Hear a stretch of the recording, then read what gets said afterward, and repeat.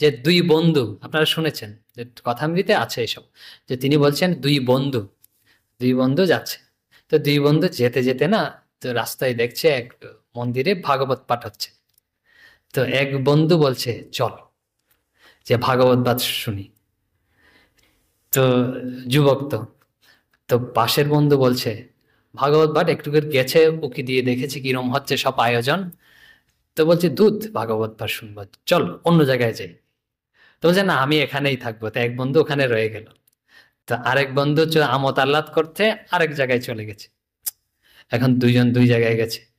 তো এখন দুইজনের কিরকম অবস্থা, যে ভাগবত পাঠ শুনছে এ বলছে বন্ধুর সাথে গেলেই তো ভালো হতো, এ সব আমাদের মতো আমরা যেরকম বক বক করছি না, সেরকম হয়তো এই সব অযথা সব বলে যাচ্ছে, আর আমি সব শুনে যাচ্ছি।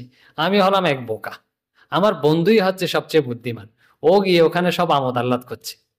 তখন বন্ধু তো ওরম গেছে ওখানে।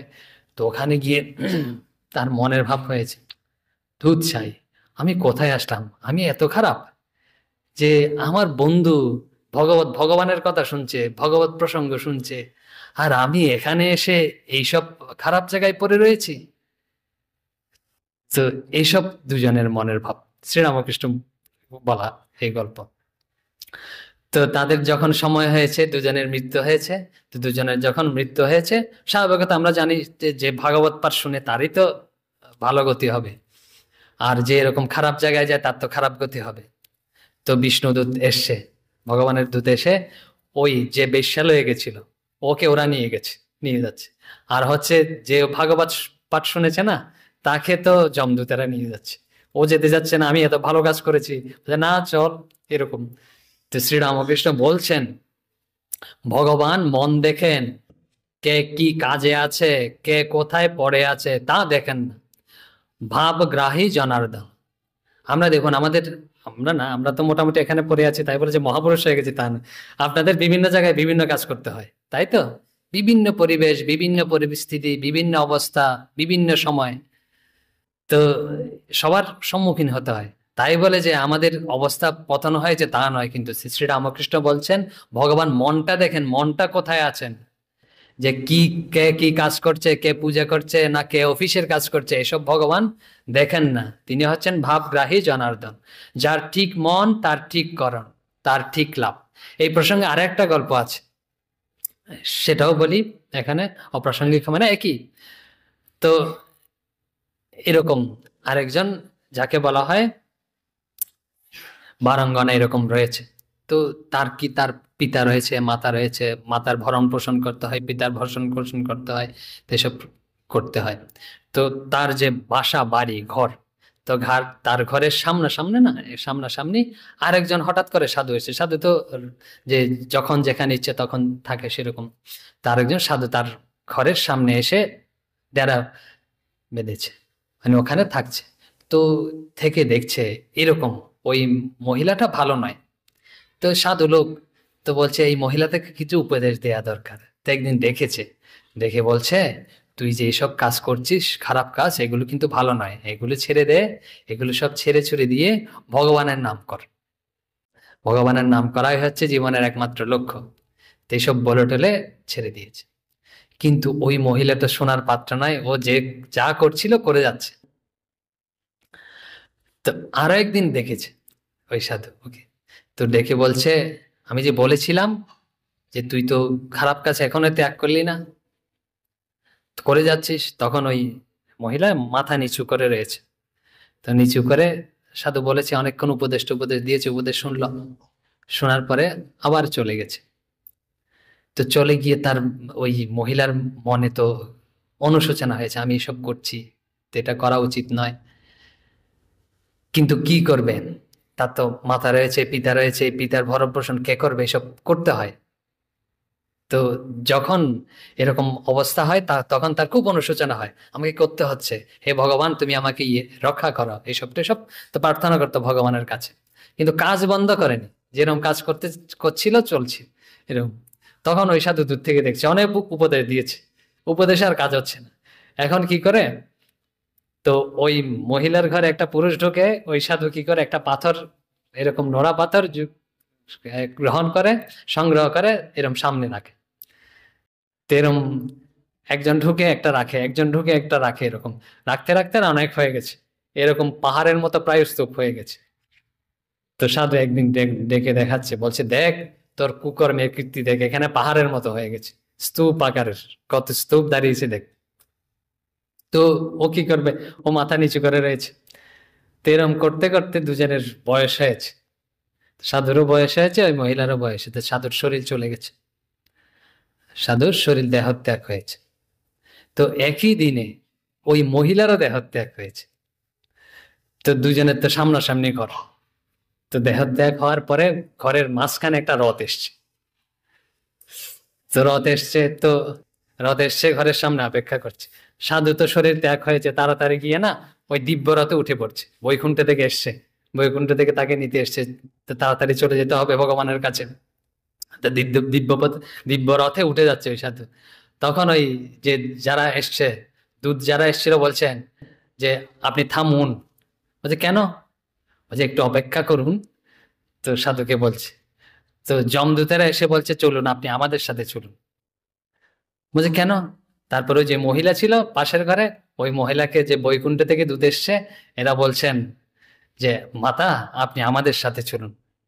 তখন সাধু বলছে চিৎকার করে, বলছে না না, আপনাদের ভুল হচ্ছে একদম ভালো করে। আপনাদের যে অনেক সময় আমাদের গোলমাল হয়ে যায় না, এক ব্যক্তিকে উঠিয়ে নিয়ে যেতে আরেক ব্যক্তিকে উঠিয়ে নিয়ে যায়, এরকম হয়। তো এই বিষয়ে আরেকটা ঘটনা মাঝখানে বলবো, যে আমাদের দুজন মহারাজ ছিলেন, বোধেশানন্দ মহারাজ, আরেকজন মহারাজ ছিলেন, উনি কে ছিলেন আমরা ঠিক বলতে পারছি না। মঠে যখন মঠ মিশন অফিসে ছিলেন, তো এরকম ছিল সাধুদের অনেক সময় বুঝাতে হয়, তো যে কেউ কথা শুনছে না, বুঝাতে হয়। তো আর কাউকে বুঝালেও হচ্ছে না, কাউকে বকা দিতে হয়, যে একটু জোরে সোরে বলতে হয়, তো এরকম নির্ধারিত আছে। তো ভূতেশ আনন্দ মহারাজ হচ্ছে একটু নরম প্রকৃতি আর কি, যাকে বুঝাতে হবে তাকে ভূতেশ আনন্দ মহারাজের কাছে পাঠানো হতো, আর যাকে একটু বকা টকা দিতে হবে তাকে অন্য মহারাজের কাছে পাঠানো হতো। এরকম দুজন ব্রহ্মচারী এসছে, তেরম পাঠানো হয়েছে। তো বুদ্ধেশানন্দ মহারাজের কাছে একজনকে পাঠানো হয়েছে, ওই মহারাজের কাছে একজনকে পাঠানো হয়েছে। ওই মহারাজ তো শুরু করে দিয়েছেন, বকাবকি শুরু করে দিয়েছেন, ওই ব্রহ্মচারী মাথা নিচু করে রয়েছে এরকম। তার বুদ্ধেশানন্দ মহারাজ একজনকে বুঝাচ্ছেন এরকম করে করে, পাশাপাশি দুজনেরই ঘর। তো মহারাজ যতই বুঝাচ্ছে না, বুঝতে পারছে না সে ব্যাপারটা। তো যে পাঠিয়েছিল না, সে মহারাজের ঘরে এসছে। তো এসে দেখছে এই ব্রহ্মচারী এখানে, বলছে তুই এখানে, তোকে তো ওই ঘরে পাঠিয়েছিলাম, তুই এই ঘরে ঢুকলি কিভাবে? তখন গোলমাল উল্টো হয়ে গেছে। যাকে বকা দরকার না তাকে বোঝানো হচ্ছে, যাকে বোঝানো দরকার তাকে বকানো হচ্ছে। তারপর এরকম পরিবর্তন করা হয়েছে।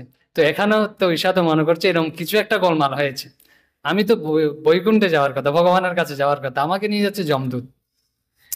আর এই যে সম্পূর্ণ জীবন খারাপ কাজ করেছে, তাকে নিয়ে যাচ্ছে হচ্ছে ভগবানের দূত, এটা তো ঠিক নয়। তো সাধু ওদের কাছে প্রতিবাদ করেছে। তখন এই যে বৈকুণ্ঠ থেকে দূত এসছে, তারা সাধুকে বলছে, জিনিসটা বোঝানোর চেষ্টা করছে, বলছে কি বিষয়? বলছে আমরা যে আছি, আমাদের যে শরীর, যে দুটা ভাগ। বলছে কি ভাগ? একটাকে বলা হয় জীবাত্মা, আর একটা ভাগকে বলা হয় এই স্থূল শরীর, যা দেখতে পাচ্ছেন এটা। তো মৃত্যুর পরে তার স্থূল শরীর যায় না, মৃত্যুর পরে হচ্ছে সূক্ষ্ম শরীরে, যাকে জীবাত্মা বলা হয়। মন বুদ্ধি এসব নিয়ে, সপ্তদশ অবয়ব নিয়ে সূক্ষ্ম শরীর গঠিত। পঞ্চ জ্ঞানেন্দ্রিয়, পঞ্চ কর্মেন্দ্রিয়, মন বুদ্ধি অহংকার এসব নিয়ে সূক্ষ্ম শরীর গঠিত। তো এইটাই যায়, আমরা বোঝার জন্য সাধারণত ধরে নিলাম মন। তো হচ্ছে তখন যমদূত বলছে তুমি হচ্ছে এই শরীর দিয়ে খুব ভালো কাজ করেছো। এই যে এই শরীর সাধু জীবন যাপন করেছে, শরীরে কোনো কিছু করেনি, তপস্যা করেছে, তারপরে হচ্ছে কষ্ট স্বীকার করেছ এই শরীর দিয়ে। তো এই দেখো তোমার শরীর পরে রয়েছে, তখন তো শরীর ত্যাগ হয়ে গেছে, এই তোমার শরীর পরে রয়েছে। দেখো সাধুরা সবাই এসছে, ফুল টুল দিয়ে সাজিয়েছে, কি যত্ন করছে, কি শ্রদ্ধা করছে, ভক্তরা কি করছে দেখো, ভক্তরা প্রণাম করছে। আর তোমার যথাবিহিতভাবে সৎকার করা হবে এই শরীরের। আর ওই দেখো বারাঙ্গনার শরীর ওখানে পড়ে আছে, কুকুরে টানছে, শিয়ালে খাচ্ছে। দেখো, কারণ ওই শরীর দিয়ে না ও খারাপ কাজ করেছে। তো এটা হচ্ছে শরীরের বিষয়, যে তুমি যে স্থূল শরীরে খারাপ ভালো কাজ করেছো তাই জন্য তোমার শরীরের যত্ন, কিন্তু মনে মনে তো তুমি যতবার ওই বারঙ্গনা খারাপ কাজ করেছে তুমি ততবার চিন্তা করেছো, একটা একটা পাথর সংগ্রহ করেছো। ওই যে দিরাগমন বলা হয়, যে তোমার ওই কাজটা হয়েছে তোমার দ্বারা, তোমার মনে মনে হয়েছে, মনে মনে হওয়া মানে তোমার দ্বারা এই কাজটা হয়েছে, তো তুমি মনে মনে খারাপ কাজ করেছো। ও তো তখন ভগবানকে স্মরণ করেছে, কারণ ওকে বাধ্য হয়ে করতে হচ্ছে, ওর মন তখন ভগবানে ছিল, আর তোমার মন তখন খারাপ অবস্থায় ছিল। শরীর ভালো অবস্থায় আছে ঠিক আছে, মন তখন খারাপ অবস্থায় ছিল। এই জন্য দেখো, এই তোমার শরীরের এই ভালো গতি, আর ওর শরীর এরকম কুকুর শ্রীগালে টেনে খাচ্ছে, পচবে, কেউ যত্ন করবে না। আর ওর মন হচ্ছে ভালো ছিল, এই অবস্থায় ভগবত ভাবে ছিল, ওই মনই তাকে এখন ভগবানের কাছে যাচ্ছে, আর তোমার মনই এখন জমা হয়ে যাচ্ছে। তো মা বলতেন, আমাদের শ্রী শ্রীমা কি সব যুক্তিপূর্ণ আধুনিক কথা। শ্রী মা বলছেন কি জানেন, জানেন আপনারা ওই কথা, বলছেন আমরা যখন কোনো কিছু কারো খারাপ দেখি, কারো দোষ দেখি, তখন কি করি, আগে নিজের মনটাকে খারাপ করি, নিজের মনটাকে দোষী করি, তখন অন্য একটা দেখি। দেখুন, চিন্তা করে একটু করে বুদ্ধি খাটিয়ে দেখলে বুঝতে পারবেন, ওই খারাপ চিন্তাটা কোথায় উঠেছে, ও যে খারাপ করছে আমার মনে উঠেছে, তো তাহলে আমার মনটা দূষিত হয়ে গেল। আমার মন দূষিত হওয়ার ফলেই আমি ওখানে খারাপ দেখতে পাচ্ছি, ভালো দেখতে পাচ্ছি না। তে মায়ের কথা দেখুন, তো ভগবত বাক্য রয়েছে, ভগবান বলেছেন, বলছে যে যেরকম ভাবেই চিন্তা করবে সেই সেরকম ভাবেই প্রাপ্ত হবে।